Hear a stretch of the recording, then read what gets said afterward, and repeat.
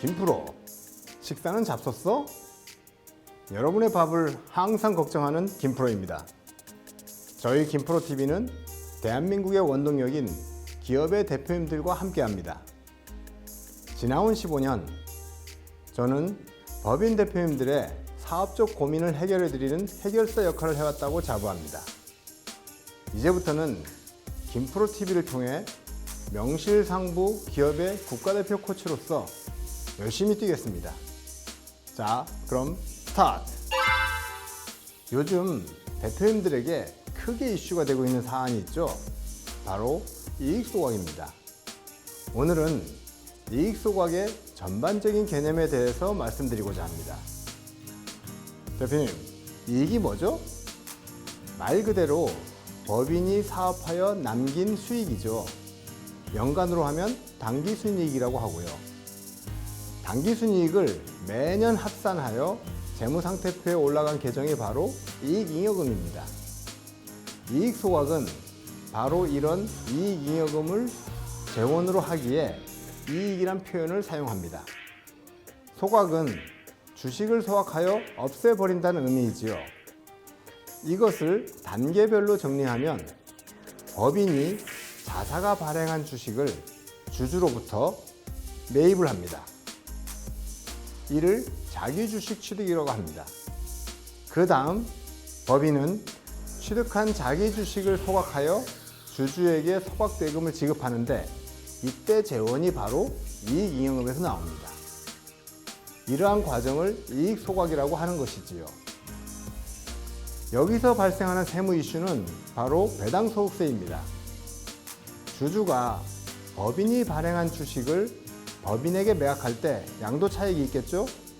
주주는 애초에 취득할 때 지불한 취득가액과 법인에게 양도할 때 받은 양도가액이 있습니다. 이 차액이 바로 양도차액인데 여기에 배당소득세를 부과하는 것입니다. 그 양도차액이면 양도소득세가 아닌가요? 자기 주식을 소각 목적으로 취득하면 의제배당으로 보아 배당소득세를 부과합니다. 예를 들어 법인을 설립할 때 일주당 가액이 5,000원인 주식이 현재 10만 원이 되었다 가정해 보시죠. 이 주식을 1만 주 보유하고 있다면 취득가액은 5천만 원이고 현재 시가는 10억 원이 됩니다. 만일 1만 주 모두 법인에게 매각한 후에 소각한다면 주주는 10억 원의 소각 대가를 받고 차액 9억 5천만 원에 대한 배당소득세를 내야 합니다. 소각 대가로 10억 원을 지급하면 법인은 이익잉여금 10억 원이 감소하게 됩니다. 그런데 9억 5천만 원에 대한 배당소득세를 내면서 누가 이익소각을 하겠냐고요. 그래서 배우자 증여공제가 나오게 되는 것이지요. 자, 그림을 잠시 볼까요? 배우자 증여공제 한도가 얼마죠? 6억 원이죠. 직전 10년간 배우자 증여를 한 사례가 없다면 6억 원까지는 세금 없이 증여할 수 있잖아요. 대표이사가 배우자에게 6억 원 한도에서 주식을 증여합니다. 이때 증여세는 당연히 발생하지 않겠죠. 배우자는 증여받은 주식을 회사에 양도합니다. 법인이 자기 주식을 취득하게 되는 것이지요. 법인은 취득한 자기 주식을 소각하면서 소각대가 6억 원을 배우자에게 지급합니다. 배우자의 취득가액은 6억 원이고 소각대가도 6억 원이기 때문에 배당소득세도 발생하지 않습니다. 결국 배우자는 세금 한 푼 내지 않고 법인으로부터 6억 원을 받게 되는 것이지요. 만일 대표이사가 배우자에게 6억 원이 아닌 10억 원어치 주식을 증여한다면 어떻게 될까요? 증여공제 한도가 6억 원이니 6억 원을 공제한 4억 원에 대해서는 7천만 원의 증여세가 발생합니다. 7천만 원의 증여세는 발생하지만 법인의 양도 후에 소각하면 소각대가로 10억 원을 받게 됩니다.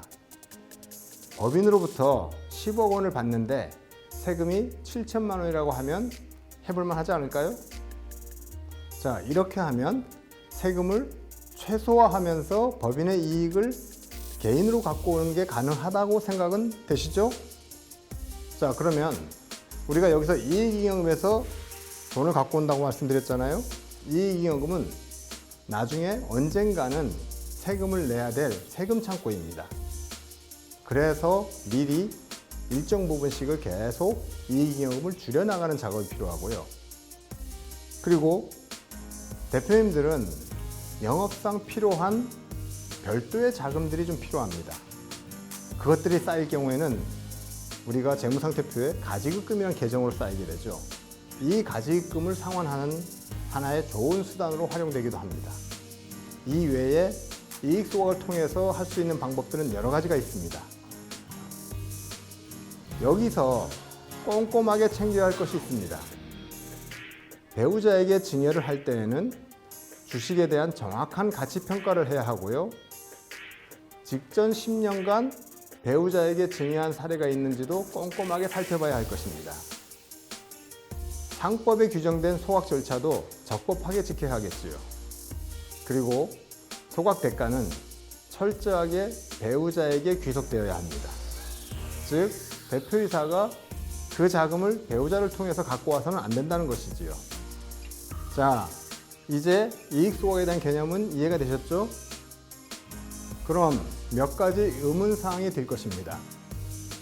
우선 배우자가 대표이사로부터 증여받기 전에 이미 주식을 갖고 있다면 취득가액을 어떻게 산정할까요? 이 질문에 대해서는 두 가지 방법을 제시할 수 있습니다.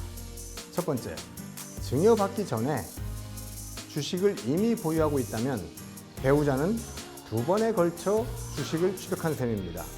즉, 취득가액이 두 개가 되겠지요. 이럴 때는 두 개의 취득가액을 총평균법에 따라 계산하여 취득가액을 산정합니다. 두 번째, 기존에 보유하던 주식의 취득가액보다 증여받은 주식의 취득가액이 높다면 증여받은 주식만을 골라서 법인에게 양도할 수도 있겠지요. 그래야 소각대가를 많이 받을 수도 있고 소각대가와 취득가액의 차액을 없애면서 배당소득세를 줄일 수 있기 때문입니다. 그런데 기존 주식과 증여받은 주식을 구분할 수가 없잖아요. 맞습니다. 그래서 주식에 꼬리표를 붙여야 하는 것이지요. 미리 주권을 발행하여 기존 보유 주식과 증여받은 주식을 구분해 두는 것입니다. 자, 화면을 보시죠. 마치 상품권처럼 생긴 주권 샘플입니다. 국세청에 인지세를 납부한 후에 인쇄한 주권입니다. 자, 화면에서 국세청 승인번호가 보이시죠?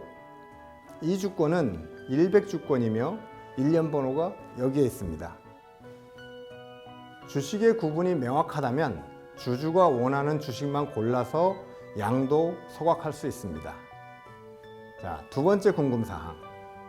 법인이 다른 주주들을 배제한 채 배우자 주식만을 취득하여 소각해도 절차상 하자가 없을까요? 주주평등 원칙을 어기면 문제될 수 있습니다. 상법상 법인이 자기 주식을 취득할 때에는 각 주주가 가진 주식 수에 따라 균등한 조건으로 취득해야 한다고 되어 있습니다.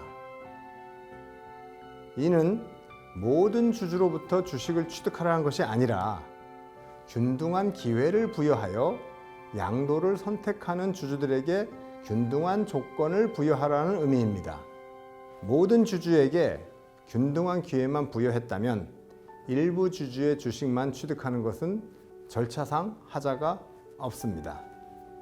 그럼 아무런 문제가 없어 보이는데 최근 과세당국이 문제제기한 내용은 무엇일까요? 바로 실질과세의 원칙입니다. 자, 다시 표를 보시죠. 말이 많이 어렵죠? 과세당국은 조세 부담을 회피할 목적으로 다양한 절세 전략을 쓸 경우 이 실질과세 원칙을 들어 과세하곤 합니다.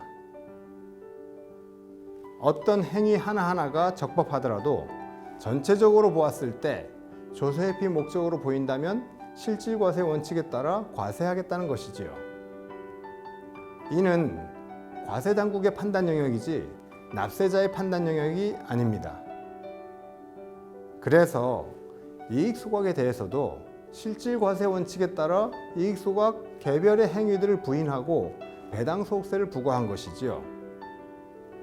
과세 당국은 대표가 배우자에게 증여한 후 배우자가 법인에 양도 소각한 행위는 대표가 직접 법인에게 양도 소각할 경우 발생하는 배당 소득세를 줄이기 위해 배우자 증여의 단계를 거친 것으로 보았습니다. 즉, 배우자에게 주식을 증여한 행위를 가장행위로 본 것이죠. 그래서 증여자인 대표이사에게 배당 소득세를 부과한 것이고요. 이 부분은 다음 영상에서 판결문을 통해 구체적으로 설명드리겠습니다. 이상으로 이익 소각의 전반적인 내용에 대해 살펴보았습니다. 자, 도움은 좀 되셨나요? 앞으로도 더욱 알찬 영상으로 찾아뵙겠습니다. 지금까지 대표님들의 밥을 항상 걱정하는 김프로TV였습니다. 감사합니다.